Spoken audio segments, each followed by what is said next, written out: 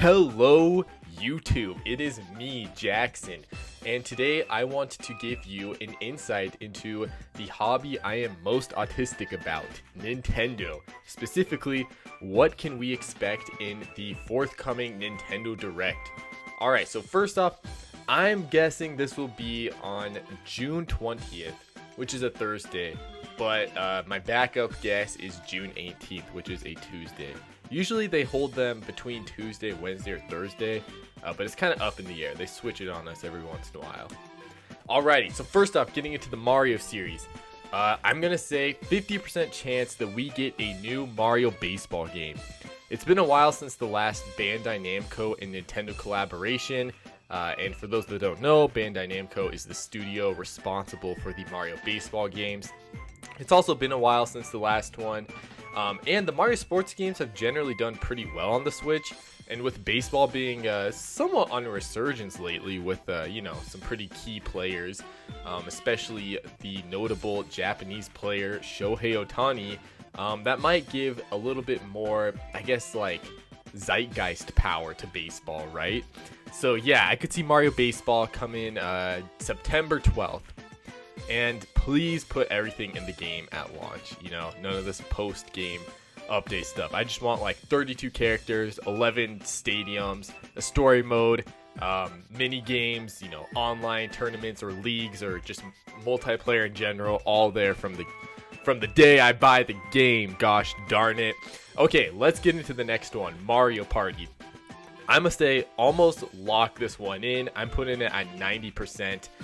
ND Cube, which is the team behind Mario Party, hasn't done anything since last year's Everybody Want to Switch, but even that was seemingly finished as early as summer 2022. So they've probably been, free relatively for a while. And so, yeah, I'm just thinking that, with that time they've had to make this, with Mario Party doing just crazy numbers on the Switch, and the pattern of Mario Party games usually releasing in the last year or, the penultimate year of a system's life, there's a pretty good chance that we get a new Mario Party. My money is that we're going to get Mario Party Superstars 2, and it'll have 5 new retro boards. Maybe they'll all be different N64 ones, or maybe they'll dip into the GameCube ones, and they'll have a lot of other new classic mini games for us. Alright, and then next up at 50%, I'm going to say the OG Luigi's Mansion, not to be confused with the 3DS remaster of Luigi's Mansion or the upcoming HD remaster of Luigi's Mansion 2. No, I'm talking about the original 2001 Luigi's Mansion gets a shadow drop on Switch the day that this is broadcasted. That's why I have it dated for June 20th. That'll be the digital release date, and then the physical one will drop in September. I think that, to coincide with the imminent 3DS remaster, the recent wave of GameCube re-releases, and, just the fact that Luigi's Mansion has done so well, this could really happen, and I would be so down for it. Some people might say, why not just do the 3DS version, but I feel like they're going to just want to treat this as a very just straight up port. Here's just the original so you can play it too. They're barely going to touch it up at all. It'll basically be how Pikmin 1 and 2 were last year, where we're just getting the game straight up. I would be so down for that, actually. So, yeah. Alright, and then this is kind of my kooky Mario-related prediction, but Paper Mario's hot right now. The Thousand Door remake is absolutely phenomenal. I'm not kidding when I say it's probably my favorite game of all time. And the series sales have done pretty well on the Switch, and so far the remake has actually been doing really strong across different regions. So, you know what? I say word of mouth is good, sales are good. Let's just strike while the iron's hot. And I know that this seems kind of ridiculous because we just got the Thousand Year Door remake, but I could kind of just see, one of the headlines, the dude saying this Mario game will have you flipping out or something like that. You'll flip out when you see Mario in this game, and we get Super Paper Mario. Again, I'm thinking this is basically just straight up Super Paper Mario on the Switch, and maybe this is just my wishful thinking so that I can have the 3 best Paper Mario games and the 3 only good Paper Mario games all on my Switch. But you know what? That would be pretty epic. And since this is such an oddball prediction, I'm not really confident in putting it anywhere. But I'll just say generally like winter, end of this year, early next year game, if it happens. All right, let's get to Zelda. So Zelda's obviously dominated by 2 games right now when it comes to what's next for Zelda on Switch.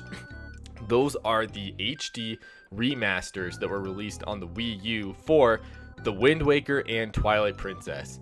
And honestly, this is like the easiest slam dunk Nintendo has to do, right? Like, whether this is the show opener or closer, it'll get a ton of good points for the fans online. Everyone will go crazy. They're absolutely going to sell these both as separate games because, I mean, let's be real, Zelda games don't go down in value. They're still phenomenal. They hold up. And, you know, like, it seems like such an easy way to cash in. And honestly, I mean, they probably don't even have to do much supplemental work to fix, or I guess work around the Wii U gamepad functionality either. Like, mostly that was just reserved for quick menus and stuff. So they could probably find a new way to do that. But anyways, so the reason why I don't have these super high is because I'm kind of at this point now where, like, the fact that we haven't seen these Zelda remasters on Switch yet makes me think there's like an actual reason for that. Who knows? Maybe now's the time, but I'm just starting to feel like maybe they just don't want to put them on the Switch to avoid oversaturating the Switch with all these Zelda games when they could totally, you know, space them out more and keep interest high and demand high. Anyways, the studios that are primarily behind the Zelda remakes, Grezzo and Tantalus, did both release something with Nintendo in 2021, but they haven't really done anything with them since. So I feel like that's more than enough time if one of them wanted to pick up one of these 2 for Switch, or both of them, you know, now's kind of the time. And I feel like Wind Waker being more of a water sea game is such a good summer title, so I would put that in July. And then, you know, Twilight Princess being a little bit more of a moody game, you know, a little darker, feels like a fall, like late fall, early winter type of game. So I'd put that in October. I do think it would be super awesome if these both came to Switch, but I'm kind of at this point now where I'm like, that ship has sailed. But I do think a little bit more likely is we get some sort of new top-down Zelda game. The last fully original top-down Zelda was 2013's A Link Between Worlds, and I'm talking about just mainline games here. And then there was a remake of Link's Awakening, which was so freaking good in 2019, and that actually sold really well. So I definitely think there's a case to be made for 2D Zelda games continuing to exist. But yeah, I guess we just have to see, right? I think that, you know, it's probably one of those things where Nintendo would want to hold off on any sort of 3D Zelda games for their next system, since, you know, those sort of blockbuster games are really good showcases and, you know, good at persuading people to purchase your new system. And if they just did a 2D game right now, a top-down Zelda game right now, I don't really think they'd run the risk of people saying, why do I need to buy a Switch 2 next year because this Zelda game just came out? You know, it's a top-down one. And, you know, conversely, I think that people would still buy it even with the Switch 2 coming out next year. It's just like, you know, it's that nice, you know, middle ground. I would be super down for this, whether this is with Grezzo or Capcom or a different studio, maybe even the Zelda studio that was, you know, kind of split during Tears of the Kingdom's development. I don't know, but I would be super down for it. And then my kind of wacky Zelda prediction is a new spin-off game. And all right, I'm going to pitch it to you. I actually have a few of these, but I'll just do one for today. The Legend of Zelda Hyrule Horses. Okay, not horses, maybe like Stampede or like races or something. But I'm thinking this is like half pet simulation, half racing game, right? So I'm thinking that basically you get to pick from tons of different horses, you get to raise them up, train them, deck them out with different equipment, you know, work with them, and then take them to the races. And you can race along like different fields, different tracks, whether it's, you know, against computer players, against real people locally or online. And, you know, like depending on what abilities you trained and taught your horse, they could use those in the race. And I think you'd be riding them. Like, so maybe you could like shoot arrows at the other people to slow them down. or like your horse could, I don't know, do something funny like start flying or like, shoot fire out of its mouth. I don't know, just like crazy stuff like that. I'm thinking this would be a super lighthearted, just kind of goofy, fun Zelda spin-off. And, releasing it at the end of the Switch's lifetime could be a nice way to future-proof it. You get people that are into Zelda buying it right now, and then, that can help its growth for the next entry on the next system, right?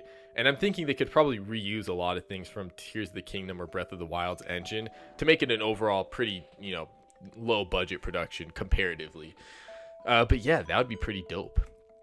All right, let's go over to Pokemon. I don't really think we're going to see anything Pokemon in this Direct because Pokemon generally likes to do their own thing now. But if they do show up at the Direct, then probably the only 2 games I could see being there are Legends Arceus, or not Legends Arceus, Legends ZA, which, I don't really know what they would do. They'd probably just show off some gameplay, or a new Pokemon Mystery Dungeon remake. So yeah, obviously the company behind Mystery Dungeon did just have their own title release a little earlier this year, so maybe it's not a good time. But, the first Pokemon Mystery Dungeon remake on Switch back in 2020, so kind of a while ago, it did pretty good. It sold like 2 million units, and, people were generally pretty positive to it. And, the second one, I think, is really where the series peaks. So I could imagine the remakes of Explorers of Sky selling at least, like, close to the same amount as the first one, if not exceeding them, just because positive word of mouth, releasing it closer to the holiday season, and maybe just marketing it a little bit differently. Yeah, you could get close to that 2 million again. Oh, and then here's kind of my wish for Pokemon is okay, I know that like anniversaries don't really mean anything to Nintendo or Pokemon Company, but 20 years ago Pokemon Colosseum was released, and I freaking love Colosseum and XD Gale Darkness. So my kind of fanfic is that they do a full-on remake of both Colosseum and XD Gale Darkness and add a brand new campaign that also takes place in that same region and maybe brings in a couple of new areas, has some new characters. Maybe it's a way to bring in Pokemon that were introduced to the franchise post Colosseum and XD Gale Darkness, like, some Sinnoh, Unova, Kalos region Pokemon. And, it's kind of like all part of this trilogy, this epic saga, like the Pokemon Shadow Saga, or whatever you want to call it. And I know that the studio behind these games is working on the crappy Pokemon puzzle games on the phone. They've been in like puzzle dungeon hell for like 20 years now. And then they are working on a Denpaman game, which I'm actually super hyped for, on Switch. So maybe it's unlikely, but that would be pretty epic, and it could fill in for the lack of a traditional Pokemon game this holiday season. Okay, Metroid time. I'm honestly not a huge Metroid guy, so I don't have a lot to say, but I would say 100% lock in Metroid Prime 2 Echoes Remastered. They already got the engine set up for the first game, to keep us marinating in that Metroid Prime 4 build-up hype. Release this one now. I'm just going to throw out a random prediction that they'll also announce a Switch OLED that is Prime themed, and it will come pre-bundled with a digital version of Metroid Prime Remastered. And then this could release pretty soon, like in July or whatever.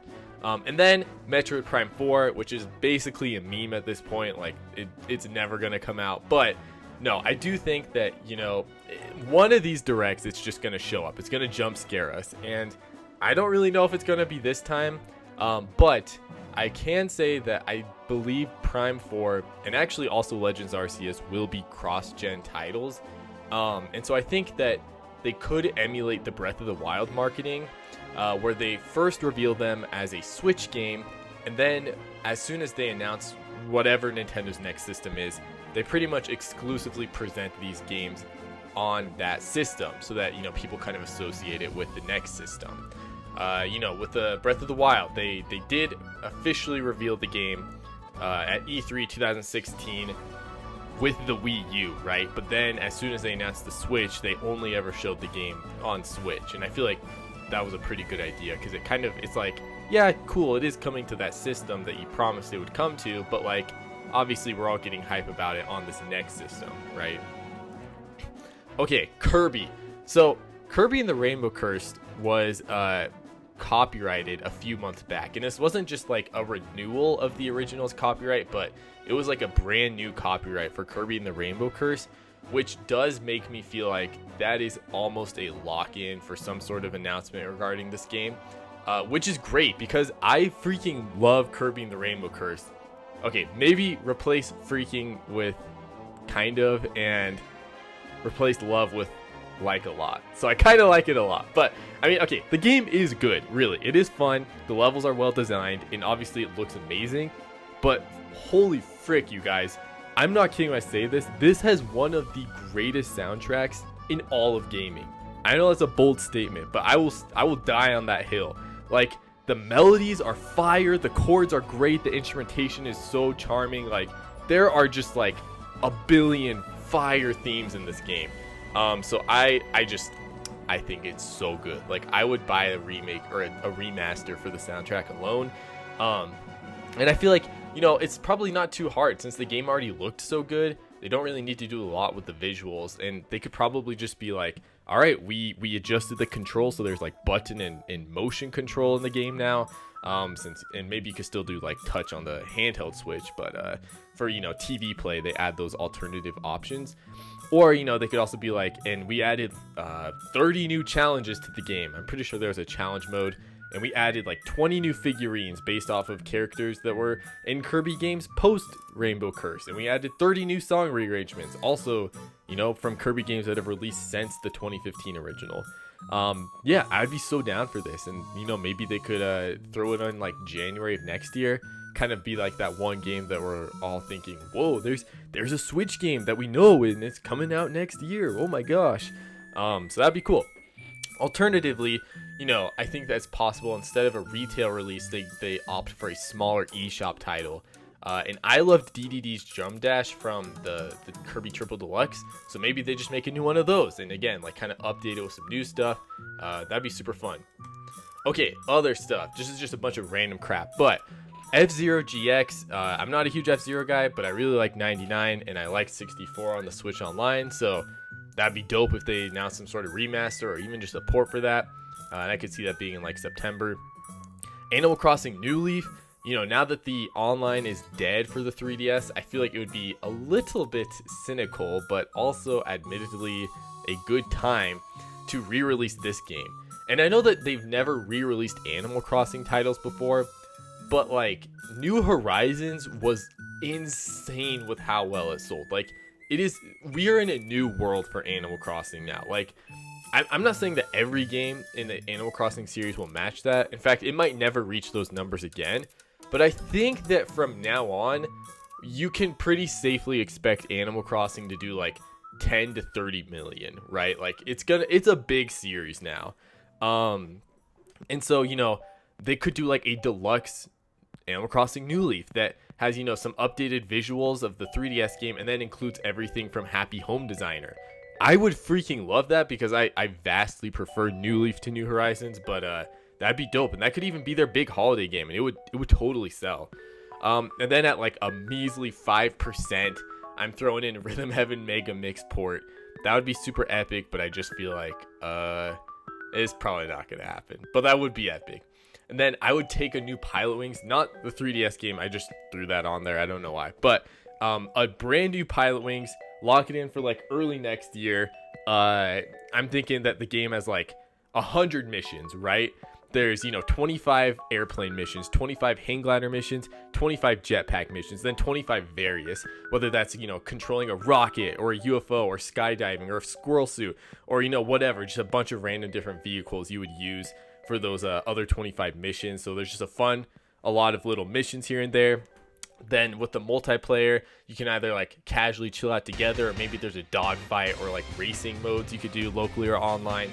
And then I'm thinking there's like a free fly mode where you can fly around either the SNES Pilot Wings Island, the N64 one, the Mako Woohoo from Pilot Wings Resort and the Wii Sports games, maybe this new island for this game. And then here's the kicker, guys.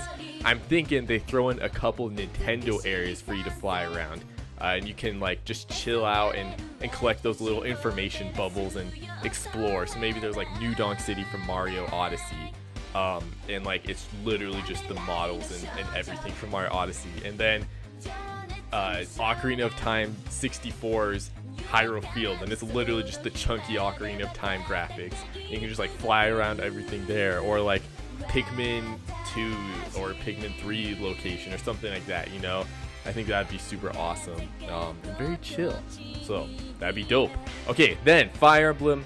I think that like the Fire Emblem autists found out that like Three Houses was internally labeled as Fire Emblem number 19, and then Engage was listed as number 21. So basically there was something in there for number 20 that we don't know about yet, and I think that like there's some other people that sleuthed out and figured out basically it looks like it's going to be a remake of I think it's called Genealogy of the Holy War.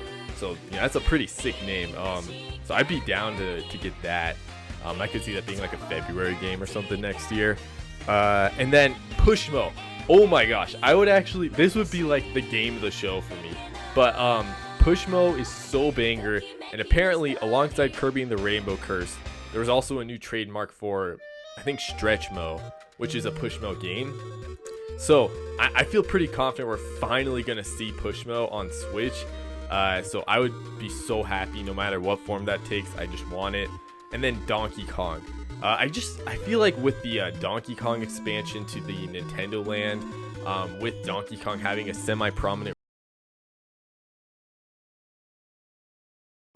Nintendo is, they gotta start putting Donkey Kong back up there, right? And so basically the way I see it is, on the lame end of things, we get Donkey Kong Country Returns Remastered, which is like, okay. Then like in the middle, it's like maybe you get the trilogy all remade on the SNES. You know, it's like kind of cool. But what I would really like, and this kind of dates back a while, but there was some talk like years ago that the 3D Mario team, after Odyssey, they actually made a Donkey Kong game. And you know, obviously we haven't seen that yet, and that could just be total BS, but that would be so sick if they just were like, here's a brand new like 3D / 2.5D Donkey Kong game. I would be so down for that, and that could be like a pretty big game for this holiday season as well, if they do that. But anyways, those are all my predictions. I don't think like even 25% of these will come true, but if I had to narrow it down to 8 choices, I would say, okay, Mario Baseball, Mario Party, and Luigi's Mansion, all 3 of those, lock it in. New top-down Zelda game, I think that could happen. Metroid Prime 2 Echoes, 100% that's going to happen. Kirby and the Rainbow Curse, I think that's going to happen. Let's see, what does that put us at now? It's like 3, 4, 5, 6. Okay, and then, so for my last 2, I'll do, man, I guess I'll do Pushmo and Fire Emblem 7, 8. Wait, no way. 3, 4, 5, 6.